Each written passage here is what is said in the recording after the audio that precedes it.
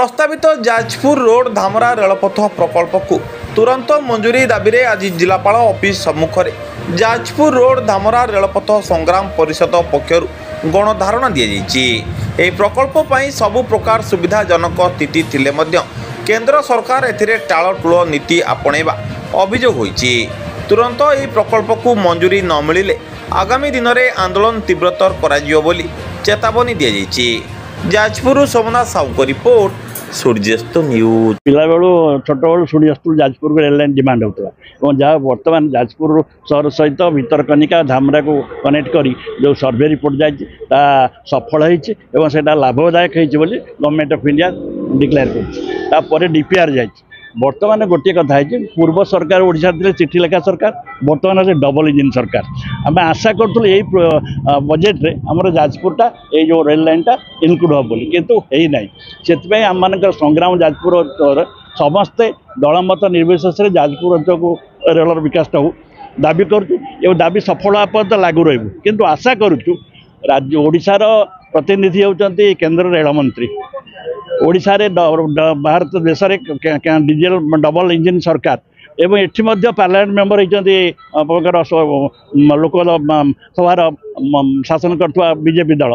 आशा करूँ से प्रभाव पकातु आम जनसाधारण प्रभाव एक सफल है पर्यंत ये आंदोलन चालू रहिबो गणधारणा चालू रहिबो। जाजपुरवासी निश्चित आम वर्ष 2 वर्ष भीतर सफल करूँ ईश्वर का आशीर्वाद भिक्षा कर। संतोष कुमार नंद आवाहक रेल संग्राम परिषद जाजपुर। जाजपुर रोड धामरा रेलपथ भाया जाजपुर दे जो रेलपथर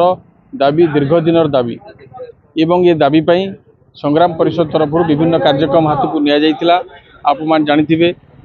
पार्लियामेंट ऑफिस आगे धारणा दबा ठारू ईस्ट कोस्ट ऑफिस आगे धारणा दबा पाखु आरंभ करी एवं डीपीआर प्रस्तुत पर्यंत सबु कार्यक्रम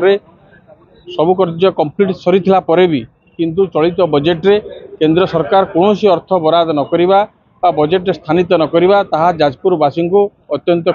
दुख देइछि, क्षुब्ध करिछि एवं समस्त मनरे जो आशा थिला जो भरोसा थिला सरकार ऊपर से आशा भरोसा टिके तुटी जाइछि। तो एथिरे संग्राम परिषद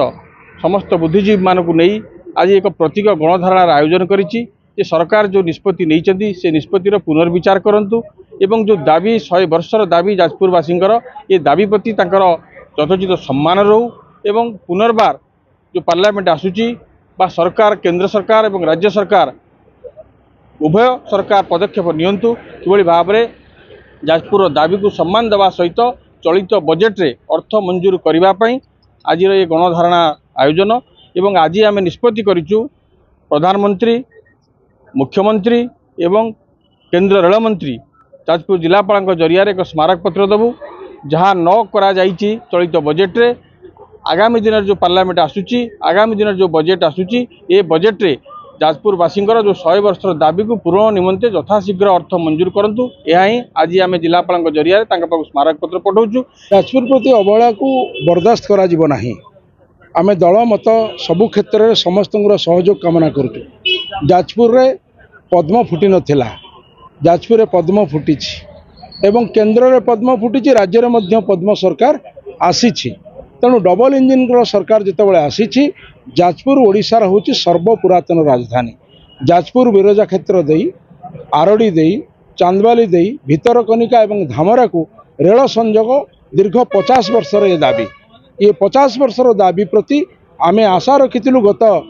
मनसून सेसन रे रेल मंत्री व्यय बराद करिवे बोली 54 दिन हो गलानी डीपीआर गला परे मध्य टंकाटे सांक्शन है नहीं। आशा रखुचु आगामी शीतकालीन अधिवेशन पूर्व व्यय बराद करेंगे एवं 3 जिलावासी जो दीर्घ 50 वर्ष दाबी को पूरण करेंगे नचेत आमे निरंतर भाव में धारणा गणधारणा विक्षोभ जनजागरण दरकार पड़े जमी गत वर्ष अगस्ट 6 रे आमे पार्लियामेंट आगे जंतर मंतर धारणा देइथिलु एथर से धारणा न दे विक्षोभ करने